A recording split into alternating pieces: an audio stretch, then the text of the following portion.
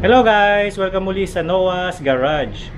Sa video ito, tatalakayin natin yung mga basic information ng ating mga gulong. No? Ipapakita ko sa inyo kung ano ba yung mga dapat nyo malaman dyan sa inyong mga tires. Okay? So bago tayo magsimula, pakisuyo na mag-subscribe muna kayo.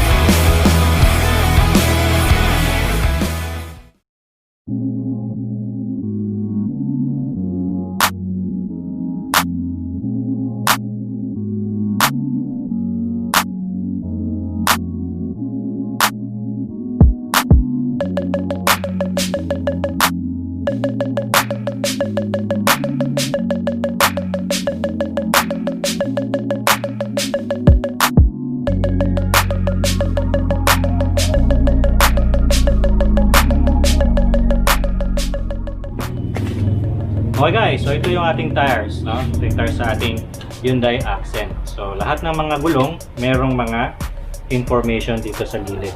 So isa-isay natin to guys, ano, para may idea kayo. Lalong-lalo na kung bibili kayo ng inyong gulong, ano, second hand man yan o hindi. Napaka-importante na alam ninyo yung mga codes na ito. Okay? So simulan natin sa size. No? Makikita nyo dito, nakalagay 205/45. So ano ibig sabihin nun, ano? Yung 205, ang ibig sabihin nun ay yung width ng gulong. Ito, yan, yung width ng gulong. Okay? So yan ang ibig sabihin ng 205, yung kapal niya. Ano naman yung ibig sabihin ng 45? Ang ibig sabihin ng 45, no? Ito yung lapad na ito, no? Yung taas na itong gulong na ito, pero aspect ratio siya ng lapad ng gulong, ng width, no? Ibig sabihin 45% ng lapad yung 45 na iyon. Ito ay 45% na ito. Okay? So hindi yun ibig sabihin na hindi nangangahulugan yun na 45 mm ito. Okay? 45 mm, 35% iyon ng 205 mm na width ng inyong gulong. Okay guys? So maraming perception dyan, nakakala nila ito ay 45 mm as is na agad. Okay? Hindi. Okay? 205 yung millimeter width ng gulong. Yung 45 is 45% ng aspect ratio ng width ninyo. Okay? Width ng gulong, no? Aspect ratio. Okay? So, meron tayong nakikita dyan na 17, no? Yung 17, yung size ng hole ng gulong. O, sa madaling salita, size ng inyong rim o mags ninyo. So, in this case, sa copy na TE37 na ito ay 17 inches siya, no? 17 inches yung hole. Alright? Okay, so sa ibang mga gulong, iba-iba ang size niya, depende lalo na dun sa aking Montero.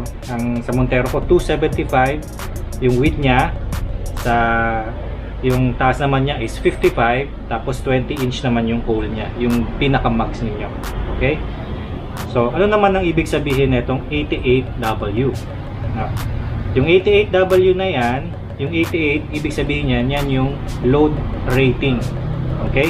Load rating ng gulong ninyo. So, ibig sabihin, yung capacity niya. No?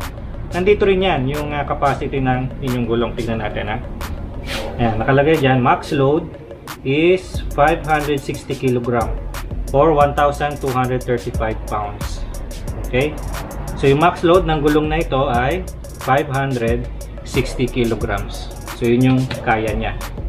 So, ano naman ibig sabihin ng W? So, yung W, ibig sabihin yan ay speed rating. Okay? Yan, speed rating yan.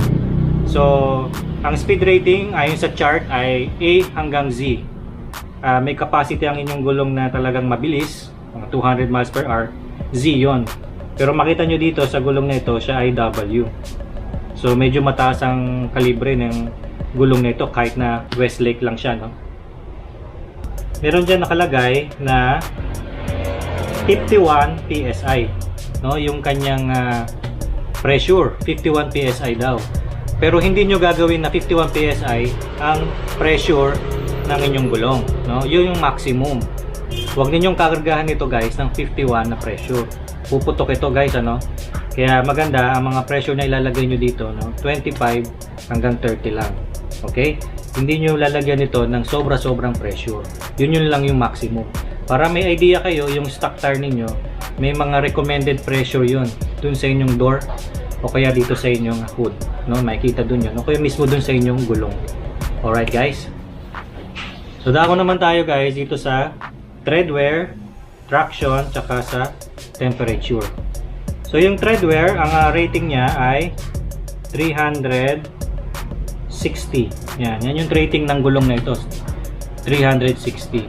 Pero yung tread wear ay varies yun sa gulong, sa brand ng gulong, no? For example, dito sa Westlake na ito, yung 360 na tread wear ng Westlake na ito ay iba sa ibang brand, no? Depende iyon sa pagkaka-manufacture ng gulong at depende rin iyon doon sa grip ng gulong na ito kung saan ito ginagamit. So, yung rating lang niya ay 360. So, pwede nyo tignan yung chart online kung ano ibig sabihin ng tread wear chart na yan, yung tread wear rating na yan. At kung ano yung makita nyo sa inyong gulong, makita nyo doon yung rating na yun, ano.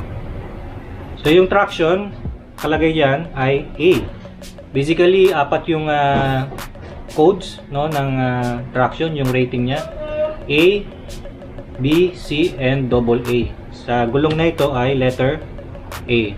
Basically, yung mga engineers ng gulong, tinetest yung gulong nila sa pamamagitan ng paggamit nito sa wet cement at wet asphalt. So, batay dun sa kanilang test, nire-rate nila ito. No, nalalagay nila ng A, B, C, or AA. So, tignan nyo rin sa internet kung ano ibig sabihin nun. Pero dito, letter A, which is I think is good. Diba? Sa temperature, ano ba yung temperature? Letter A din siya. No. Yung temperature, ibig sabihin yan, yung kapasidad ng gulong na mag-resist ng heat. Yan. Kung kaya niya mag-resist ng heat habang kayo ay tumatakbo, or kung paano siya mag-dissipate ng heat, magtanggal ng heat habang kayo tumatakbo. So itong gulong na ito, ang temperature niya ay letter A. So ano naman guys ang ibig sabihin ng DOT? Ibig sabihin niyan, yan yung dot code ng gulong. Okay? Pero usually ang titignan lang natin itong last 4 digits, no? Ano ba yung last 4 digits na yan? Ang ibig sabihin niyan guys, no, yung manufacturing date ng gulong na ito. So tignan natin, ano? Yung last 2 digit, yan yung year. Ibig sabihin 2016 ito na manufacture, 2016. Yung 33, kita nyo yung 33, ibig sabihin yan 33rd week ng 2016. Okay?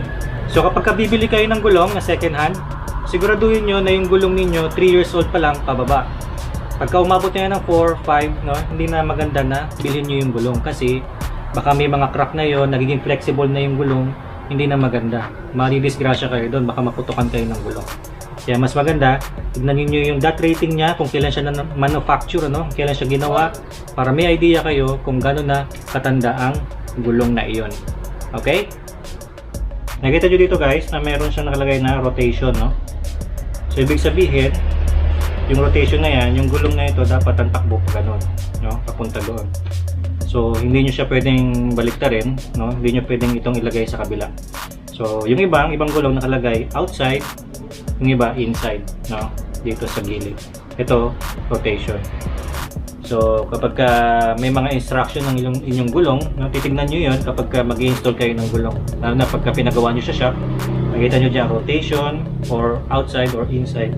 Susundin nyo yun kasi yun yung pagkakadesenyo ng gulong na yun, no? Yun yung pagkakadesenyo niya. Okay? So hindi basta-basta ini-install yung mugs. Alright?